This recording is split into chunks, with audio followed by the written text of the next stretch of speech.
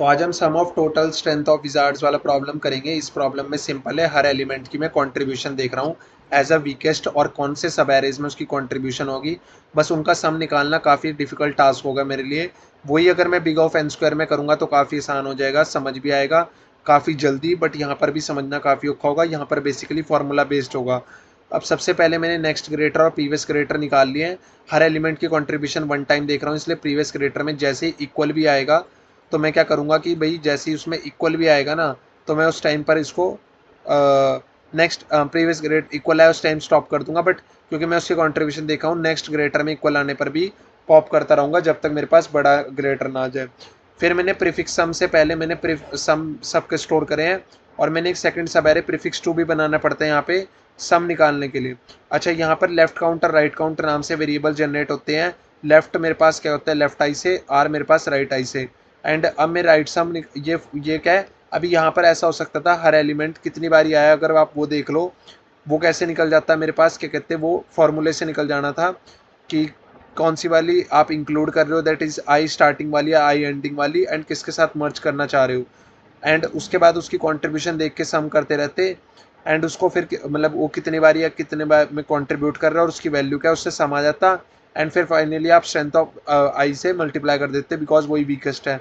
But यहाँ हमने formula लगाया है कुछ इस प्रकार से, फार्मूला होएगा कि भाई आपने राइट सम निकाल देना है इस तरीके से, एंड आपने लेफ्ट सम निकाल देना है इस तरीके से।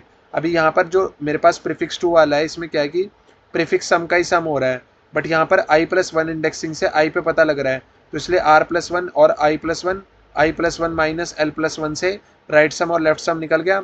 एंड जैसे ही राइट सम लेफ्ट सम निकल जाएगा, आपने मेरे पास क्या कहते हैं right sum left count minus left sum right count करना है, और ये आपने यहाँ पे निकाल देना है। तो जब आप राइट का सम निकाल रहे हो तो लेफ्ट काउंट क्या ले रहे हो, एंड राइट सम निकाल लेफ्ट सम निकाल रहे हो तो उस टाइम पर राइट काउंट क्या है, एंड फिर आपके पास आंसर आ जाएगा। तो ऐसा क्यों चलता है ये मेरे पास, left sum right sum left count, इस प्रकार की चीज़ें।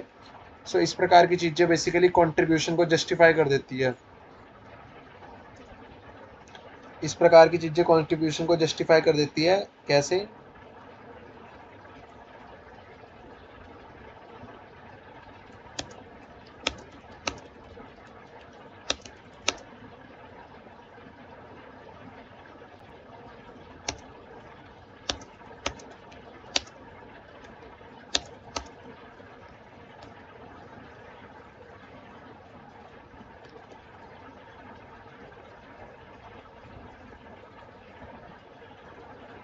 तो अगर हम देखें prefix of E plus one minus prefix of x करेंगे तो वो मेरे पास ई से लेके एस तक सबका सम दे देगा, है ना।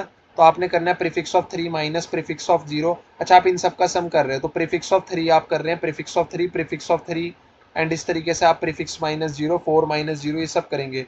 तो ग्रुप पॉजिटिव्स एंड नेगेटिव्स की prefix of three into prefix of four तीन बारी, prefix of zero plus one plus two मेरे पास दो बारी, एंड इसी प्रकार से मेरे पास माइनस कराई हमने। तो यानी कि जो prefix of three plus four है वो मेरे पास क्या है, उसको किससे मल्टीप्लाई करा है, ये मेरे पास थ्री प्लस फोर है राइट सम, और इसकी मल्टीप्लिकेशन हुई है लेफ्ट काउंट से। एंड अगर मैं देखूँ लेफ्ट सम, उसकी मल्टीप्लिकेशन हुई है राइट काउंट से। तो ये मैं आपको जस्टिफाई कर देता हूँ अभी आपके लिए कि भाई अगर आप इसको ऐड करेंगे ना इनके इस तरीके से कि भाई आप इसको ऐड करने चले, तो यहाँ पे जो ये बनेगा ये क्या बनेगा, ये देख लो आप, ऐसा कुछ बनेगा। अब ये जब ऐसा कुछ बनेगा दैट इज बीच में माइनस, तो ये बेसिकली है क्या, prefix of right sum multiply by three और left sum multiply by two. ये लेफ्ट काउंट है और ये राइट काउंट है, ये अपने आप बनता है ऐसा।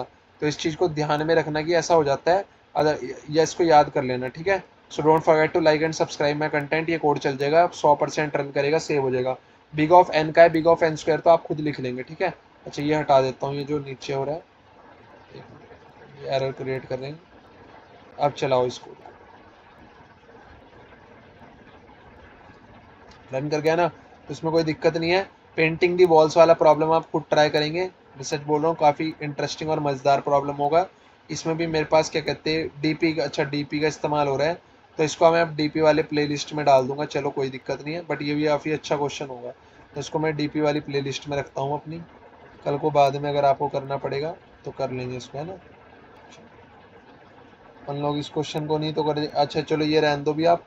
काउंट सब एरे, ये वाला प्रॉब्लम जरूर ट्राई करना आप। इसमें शायद मेरे पास क्या है, नहीं लग रहा होगा, तो आप इसको स्टैक में रखते हैं, स्टैक में आप इसको ट्राई करें, इसका सॉल्यूशन मैं ज़रूर लेके आऊँगा आप लोगों के लिए। एंड ये क्वेश्चन भी आप ज़रूर ट्राई करिएगा। इसमें क्या है, या इसको स्टैक में नहीं रखो, ये जनरल क्वेश्चन है, वैसे कर लेना ट्राई, इससे भी आपका आईक्यू बढ़ेगा। तो मैं इसको स्टैक का सॉल्यूशन में नहीं दूंगा वैसे, पर मैं इसको रखता हूँ अभी कि कल को सॉल्व करना पड़े तो आप सॉल्व कर लेंगे। तो ये दोनों मेरी तरफ से आपको चैलेंज क्वेश्चन से जरूर ट्राई करिएगा, ठीक है। और इन दोनों का सॉल्यूशन मुझे कमेंट सेक्शन में अपडेट कर दिएगा, पहले लाइक कर दीजिए, उसके बाद मैं आप कमेंट सेक्शन आपके लिए ओपन कर दूंगा फॉर अपडेटिंग दी सॉल्यूशन। तो इस तरीके से हम एक दूसरे से क्या रहेंगे, लाइव इंटरेक्शन में रहेंगे, कनेक्ट आउट रहेंगे।